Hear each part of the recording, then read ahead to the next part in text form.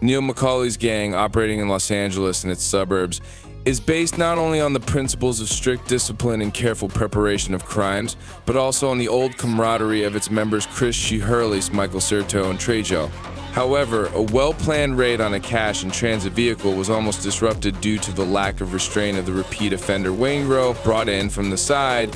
He unnecessarily kills one guard, forcing the criminals to finish off the rest in cold blood. Leaving the money unattended, the bandits take only certain securities. Waingro is sentenced, but by chance he manages to escape. The gang's friend and intermediary, Nate, considers it most profitable to sell the received bonds to their former owner Van Zant, a financial intermediary in the legalization of drug dollars, who will receive full compensation from the insurance company. In a telephone conversation, Nate offers him to get all the securities for 60% of the cost. Van Zant agrees, but gives the command to kill those who encroached on his property. In the shootout, Van Zant's men die and McCauley himself announces the verdict over the phone. The investigation into the attack on a bank car is led by an experienced homicide Lieutenant Vincent Hanna. Using a network of informants, he gets on the trail of the McCauley criminal group and carefully waits for an attempt to commit the next crime for a motivated arrest of all gang members at once. Neil, thanks to his sources in the police, learns about the surveillance that has begun and invites his comrades to stop the criminal enterprise for an indefinite period.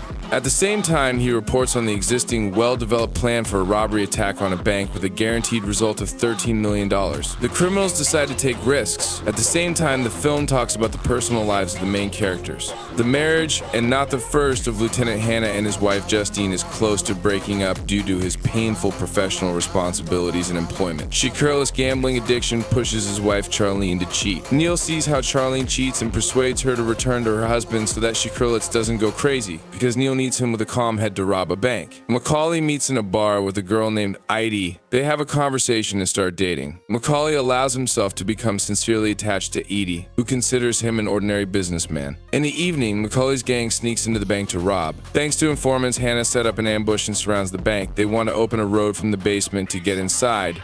Suddenly, Neil senses that they are being watched and quickly shuts down the operation. The next day, McCauley gathers all the gang members and tells them that robbing a bank is very risky.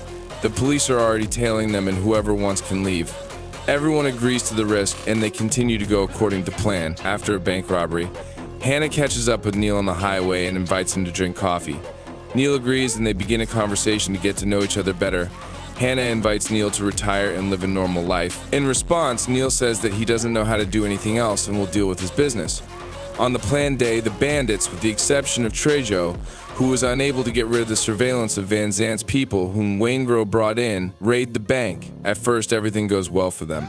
But Lieutenant Hanna, who received a call from a certain Hugh Benny, later it turns out that this was Van Zant's assistant about a robbery in progress, manages to arrive with his group at the bank when the criminals are already leaving it. There is a shootout on the city streets. Cherito dies in it. Shikirla is seriously wounded, but McCauley takes him out from under the fire. They manage to escape with part of the stolen money. Leaving Chris with an illegal medic, Neil goes to see Trejo, but finds him dying from wounds inflicted by Waingro, who is collaborating with Van Zant. McCauley sneaks into Van Zant's house and kills him. Shikirla's wife makes a deal with the police for the sake of her son. The police organize an ambush for the criminal, but the moment he appears, Charlene from the balcony, unnoticed by the police, gives him a sign. Chris understands everything and leaves.